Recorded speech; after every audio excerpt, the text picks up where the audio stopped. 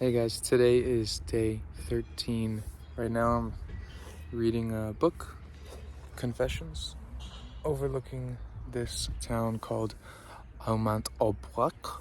Hopefully I pronounced that right. It was a beautiful day of walking, really short day actually. Woke up early, around 6:30 after a great night's rest. And yesterday after I made it to the gîte, I basically spent the whole time writing and drawing with Estelle, and her and I talked for a long time. We had a great time until eventually we had to go to bed, but we were inseparable basically the whole time. She's such a great person.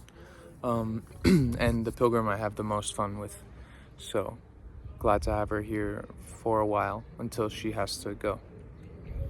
But yeah, grateful to God for that. And then she and I agreed we were going to walk together this morning, so we woke up early. At 7, we left and we walked together. It was cold this morning, really cold. We walked mostly in silence until we found Shahan, the Canadian, who then, he was with us the rest of the way, essentially, and he loves talking. It's not a bad thing, but I enjoy silence as well. So there were times where it was a good balance because we were talking, and there was time where I would let them talk, him and Estelle, and then I would just back off and be alone to be in my thoughts. And I was thinking a lot about, what I'm gonna do when I get back, whether I should start a firm with Dad, whether I should become a pastor, whether I should move to Spain and become a teacher, or France and become a teacher, whether I should be an Uber driver while I have my office, or write in my office until I get clients. I don't know. I don't know what's in store for me, but I prayed a lot, and I just asked God that He guide me. As I walk this way, I feel I'm being faithful. I'm being patient.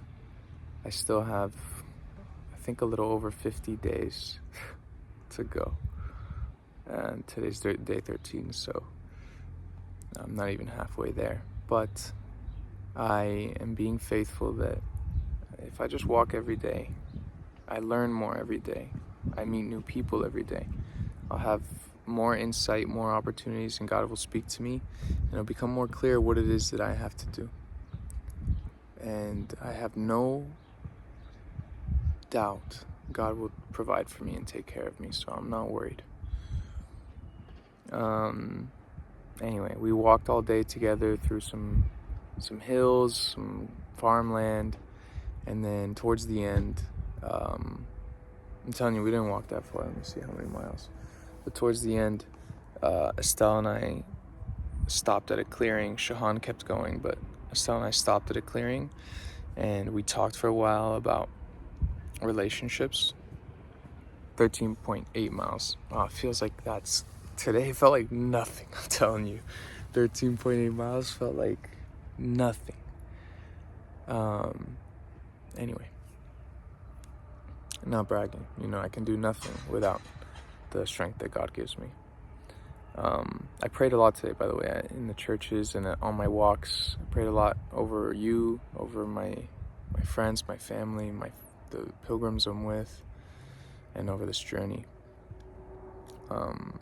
But yeah, so towards the end, before we made it to Mount Aubrac, I'll just say,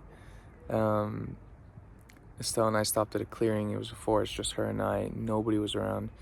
We talked about past relationships. She's 38, so I'm getting experience or getting advice, listening to people, and I asked her about her experiences. We came to this conclusion that there's love, right?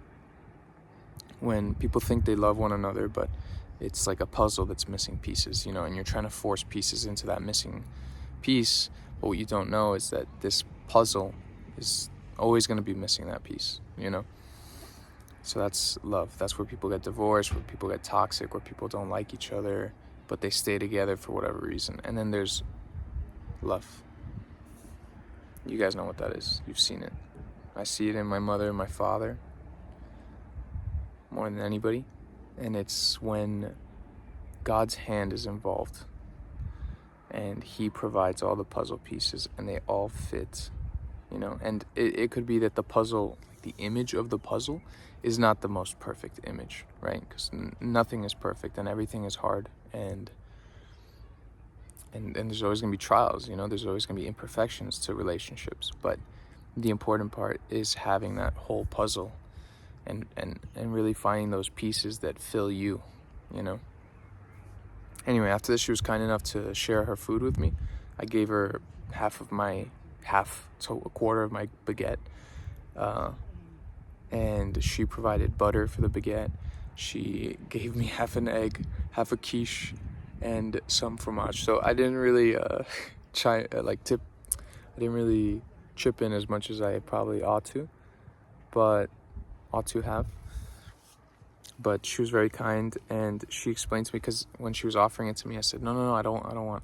She said, look, when someone gives you something, it is a gift for you to receive it. Not a gift for you. I mean, it is a gift for you. Like, so, for example, she gives me the food. She's gifting it to me. It would be a gift to her for me to accept it. You know what I mean? I never thought about it that way. I always thought, like, this person is offering me this, but really, deep down, they don't want to offer it to me. They want to eat it themselves, or they want to keep it themselves. So I'm not going to accept it. I want to be the nicer guy. And she was telling me not to assume, not to think I know what this other person is thinking. And I like that. So from now on, I'm going to be accepting everything you guys offer me. So be careful. Anyway, I'm going to get back to reading here. But tomorrow's day 14. It's 2 weeks since I started. So I can't believe I still don't have a beard. Why do I take so long in growing it? Je ne sais pas. But we will grow it by the end of this. So stay tuned.